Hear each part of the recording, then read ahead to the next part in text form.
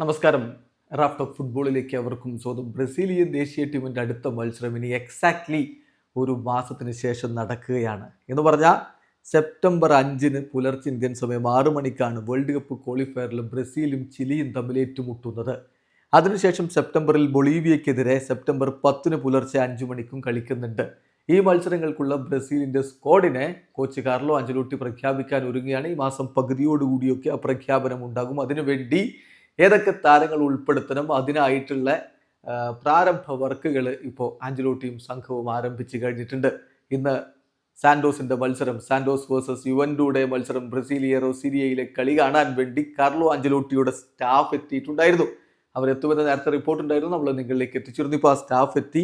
അവർ Neymar ജൂനിയറുടെ പ്രകടനം നിരീക്ഷിക്കാൻ വേണ്ടി എത്തിയതാണ്. കളി കഴിഞ്ഞിട്ട് നെയ്മർ നല്ല കളി കളിച്ചു, 2 ഗോളുകൾ അദ്ദേഹത്തിന്റെ വക, 3-1 നെയ്മറിന്റെ ടീം വിജയിച്ചു. കളി കഴിഞ്ഞിട്ട് മാധ്യമപ്രവർത്തകൻ നെയ്മറോട് ചോദിക്കുന്നു, കാർലോ ആഞ്ചലോട്ടിയുടെ ടെക്നിക്കൽ സ്റ്റാഫ് നിങ്ങളുടെ കളി വീക്ഷിക്കാൻ വേണ്ടി ഇവിടെ വന്നിരുന്നു, ബ്രസീലിയൻ ദേശീയ ടീമിലേക്ക് മടങ്ങിയെത്താനുള്ള സമയമായോ? ഇതാണ് ചോദ്യം.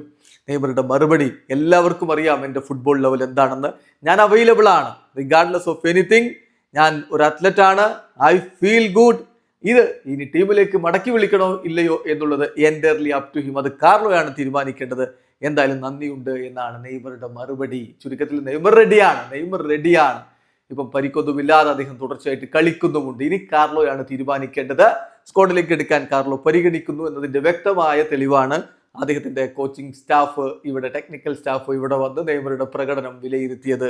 അതിൽ നെയ്മർ വളരെ ഹാപ്പിയാണ്. അദ്ദേഹം ഇന്നത്തെ കളിയെക്കുറിച്ച് പറഞ്ഞ വാക്കുകൾ കൂടി നോക്കാം. എൻ്റെ നല്ല പെർഫോമൻസിൽ ഞാൻ വളരെ ഹാപ്പിയാണ്. അതോടൊപ്പം തന്നെ ഞങ്ങൾ വീണ്ടും വിജയത്തിലേക്ക് എത്തി എന്നുള്ളതിലും സന്തോഷമുണ്ട്.